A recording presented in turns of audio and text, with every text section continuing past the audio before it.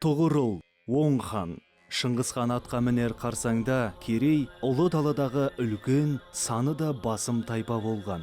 Ескілікті зерттеген кейбір орыс оқымыстылары 11 ғасырда керейлер 900 мыңның төңірегінде, яғни миллионға жуық болды деп біледі. Рашид ад-Диннің айтқаны бар. Ежелгі заманнан бастап керейлер халқының көптігімен, әскерінің қуатымен және хандарының атақ даңқымен мәшһүр болды деген. Бұл кездегі басты дұшпан терістік Қытайда билік құрып отырған Қидан Лао империясы болатын. Алмағайып ұзақ майданнан соң конфедерация кейіпті үлкен ұлыс ыдырайды. Бірақ Далай хан Моғыз бастаған Керей жұрты ауыр күресін одан әрі жалғастырыпты. Ақыры бір жақтан Қидан, екінші тараптан Таңғұт қыспаққа алған Керей ұлысы да қирап жеңіледі. Тұтқынға түскен Далай хан азапты өлімге кесіледі. Елдің еңсесін қайта көтерген Сары хан одан соңғы Бошаужы Керей ежелгі елдігін сақтағанымен бұрынғы айдынына жете алмай, жеңіс пен жеңіліс алма кезек түседі. Міне, осы тынымсыз майдан дәуірінде дүниеге келген Тоғырыл бұрнағы Далай хан Моғыз әулеті, кейінгі Марғұз Бұйрық ханның немересі болатын. Бұл кездегі Керей қонысы да ұлан байтақ, батысы Қанғай алқабынан, шығыста Кентейдің етегіне дейінгі аралықта. Терістікте Селенгі өзенінің жоғарғы ағысынан Керуленнің бастауына дейін, Орхун Толы өзендерінің ұзын бойы, орталық аймақтағы Оңғы өзенін өрлей келе, түстікте ежелгі түрік Жасыл өзен атаған Сарыөзен Хуанхэнің үлкен иіні Ордосқа дейінгі жер еді.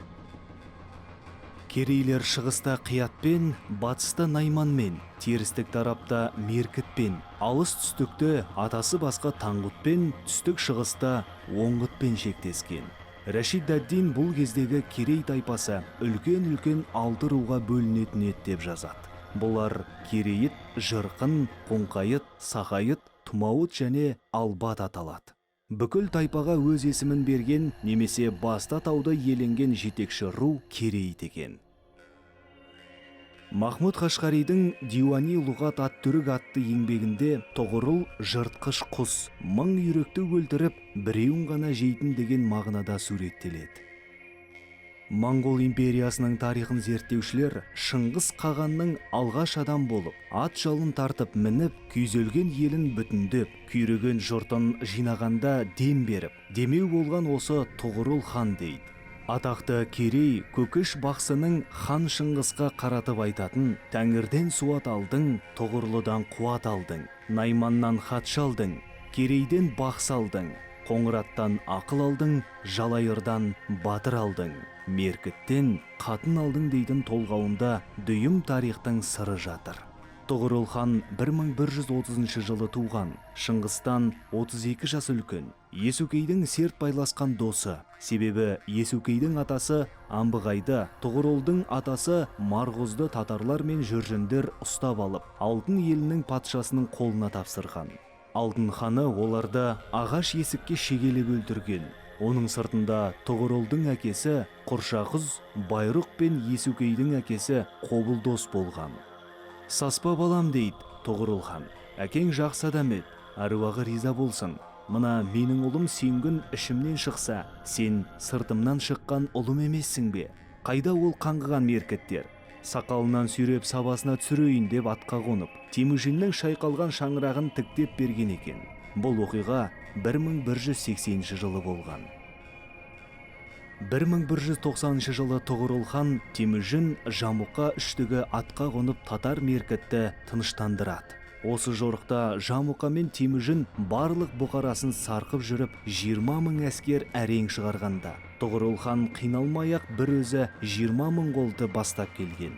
Осы жолы Алтын елінің императоры Тоғырылға Уаң хан деген атақ береді. Бұл атақ артынан ханның есіміне айналып кеткен жайы бар. Тегі итальян жиһангер Марко Поло әлемге аты әйгілі, әсіресе еуропалықтар қатты әсерленетін шығыстағы Иоанн Поп дегеніміз осы Уаң хан деп жазады. Орыс жылнамаларында Ваң хан деген атпен белгілі. Заман өте келе Тоғырыл хан да Шыңғыспен шайқасып жеңіледі. Жан сауғалап батыстағы Найман хандығына бара жатқанда шекара күзетінде тұрған қарауылдар қолынан қаза табады. Өлі бастың атақты Керей Тоғырыл ханның мүрдесі екенін таныған Найманның дайын ханы оны күміспен көптетіп, өзінің алтын тағының үстіне қойып аза тұтады. Бұл 1204 жылы болған оқиға. Құдайдың құдіреті-ай, күллі Найман аза тұтып жатса, әлгі өлген ханның басы ыржың-ыржың етіп күліпті.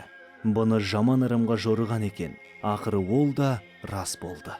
Тоғырылдың інісі Жақа батырдың асқан сұлу 4 қызы болған.